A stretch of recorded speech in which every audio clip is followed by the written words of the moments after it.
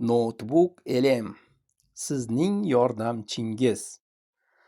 Endi sizga yordamchi, sun'iy intellekt orqali yordamchi saylash mumkin.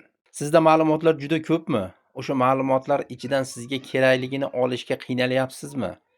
Siz albatta Notebook LMga murojaat qiling. Notebook LM sizga yordam beradi. U sun'iy intellekt sizni ma'lumotlaringiz asosida ishlaydi.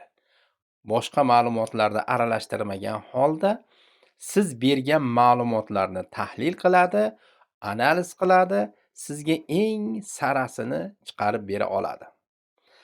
Notebook LMdan foydalanishda siz unga ma'lumotlarni berasiz, o'sha ma'lumotlar asosida undan hisobotlar, prezentatsiya, ovozli matn, video matn so'rasangiz sizga tayyorlab bera oladi. Birinchisi, shaxsiy yordamchi sifatida foydalanish uchun siz Notebook LMdan juda ko'p ma'lumotlaringizni unga yuklab turib, o'sha ma'lumotlar asosida kerakli ma'lumotlarni so'rab olishingiz mumkin. Kitobdagi katta ma'lumotlarni xulosa qilib, kichkina qilib material tayyorlab bera olish imkoniyatiga ega. Undan foydalanishingiz mumkin. Katta materiallarni kichkina gap bilan, kichkina so'z bilan tushuntirib bera oladi. Siz bloknot tashkil qilishingiz kerak bo'ladi. Ikki xil ish qilamiz. Birinchisida bloknot tashkil qilib, u tashkil qilingan bloknotga o'zingizning kerakli ma'lumotlaringizni bepul versiyasida 50 tagacha bo'lgan ma'lumotni yuklashingiz mumkin. Hali aytib o'tganimizdek, mana Word, PDF, YouTube'dagi materiallar, rasm fayllar hamda internetdan olingan ma'lumotlarni 50 tasigacha bepul versiyasida sizga jamlagan holda kerakli ma'lumotlaringizni chiqarib tayyorlab bera oladi. Ma'lumotlardan natija qanday bo'lishi mumkin? Ma'lumotlardan sizga nima? Hisobot kerakmi?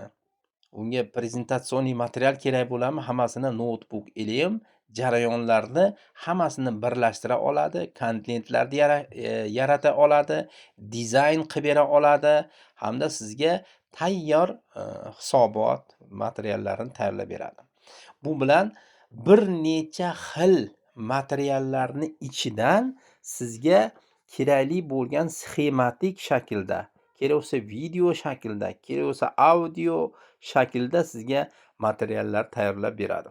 Hamda siz biron bir yig'ilishda o'tirgan bo'lsangiz, yig'ilishda har xil odam gapirgan gaplarini jamlab, oxirgi natijalarini xulosasini qilib, sizga tayyor bayonnoma ham tuzib beradi. O'zingizga mos Notebook LMni programmlashtirishingiz ham mumkin. Buning uchun Notebook LMda avval 500 ta edi, hozirda 10 000 ta, o'ylayapsizmi? 10 000 ta shakl, 10 000 ta klaviatura bosilgandagi ma'lumotni unga kiritib, siz unga komanda berishingiz mumkin. Sen o'qituvchisan, sen o'rgatuvchisan deb tahlil qiluvchisan deb ko'rsatib qo'ysiz, xuddi shu ma'lumotlarni sizga o'sha siz aytgan tayinlagan programma asosida sizga o'qish material qilib, material tayyorlab berish imkoniyati bor.